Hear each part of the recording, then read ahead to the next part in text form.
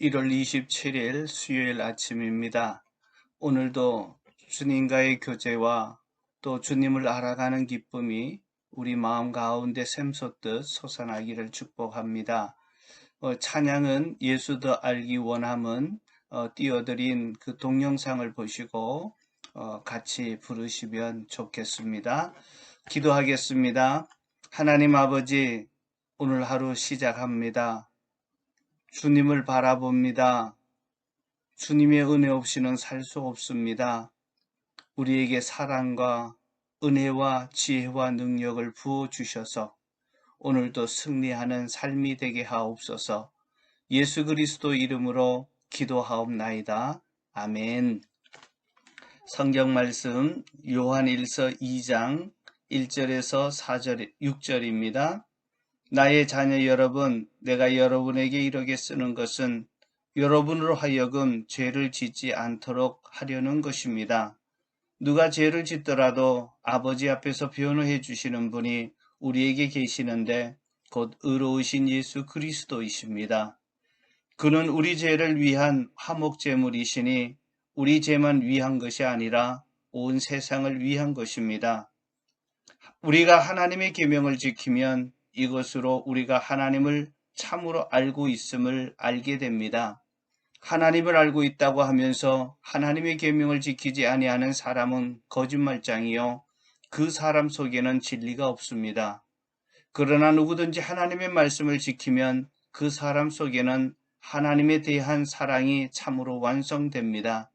이것으로 우리가 하나님 안에 있음을 압니다. 하나님 안에 있다고 하는 사람은 자기도 그리스도께서 사신 것과 같이 마땅히 그렇게 살아가야 합니다.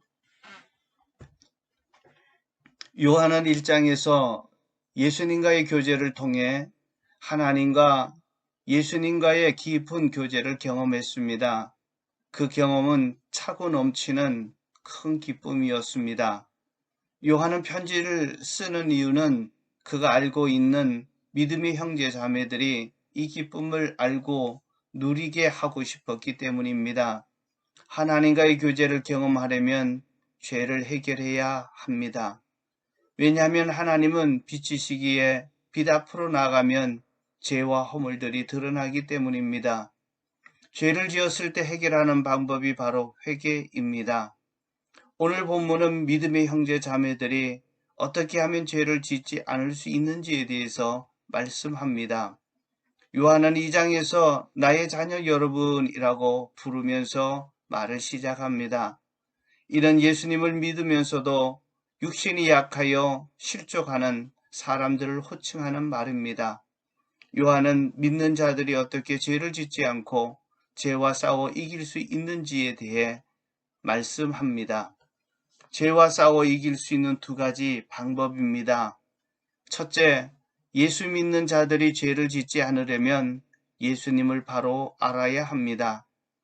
1절 말씀을 보십시오. 나의 자녀 여러분, 여러분이 죄를 짓지 않게 하려고 내가 여러분에게 이 글을 씁니다. 누가 죄를 지을지라도 하나님 앞에서 변호해 주시는 분이 우리에게 계시는데 곧 의로우신 예수 그리스도이십니다. 죄와 싸워 이기려면 예수님을 단순히 믿는 것이 아니라 예수님에 대해 더 알고 깨닫게 되면 죄와의 싸움에서 승리할 수 있다는 것입니다.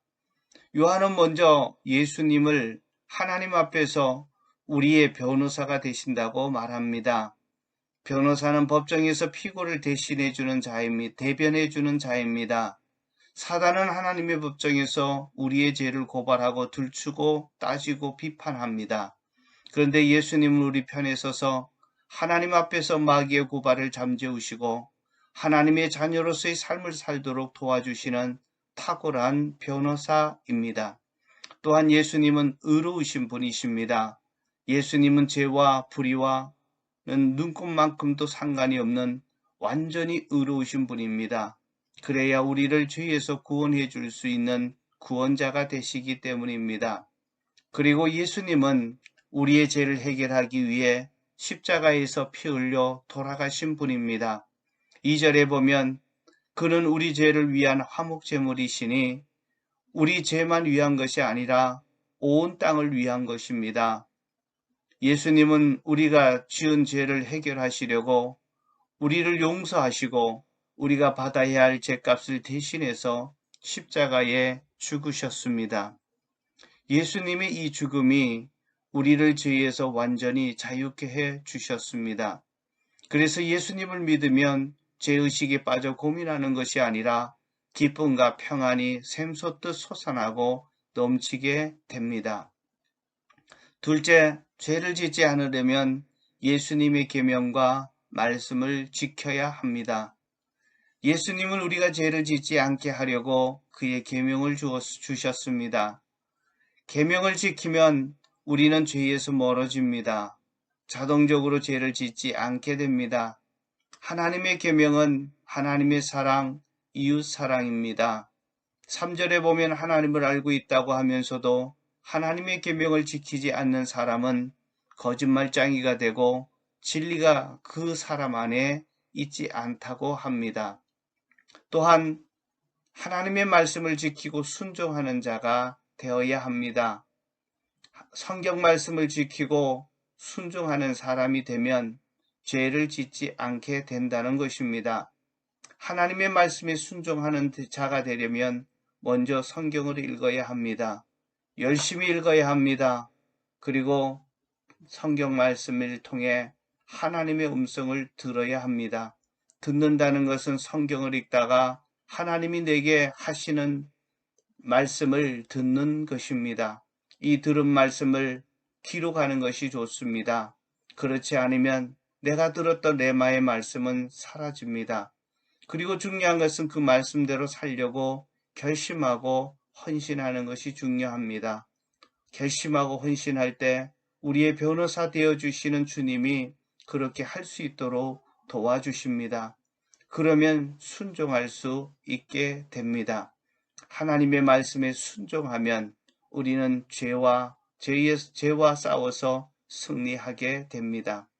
이렇게 예수님을 알고 그의 계명과 말씀대로 순종하는 사람은 하나님 안에 있는 사람이고 예수님처럼 살게 되어 죄와의 싸움에서 승리하는 삶을 살게 된다고 말합니다. 오늘도 죄와 싸워 승리하기를 축복합니다.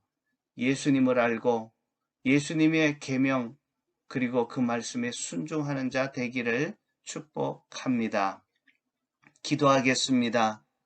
하나님과의 깊은 교제로 또 사귐으로 들어가려면 죄의 문제가 해결되어야 하는데 우리는 예수님을 믿노라고 하면서도 아직도 옛 습성에 사로잡혀 죄와 하나님 짝하고 있습니다.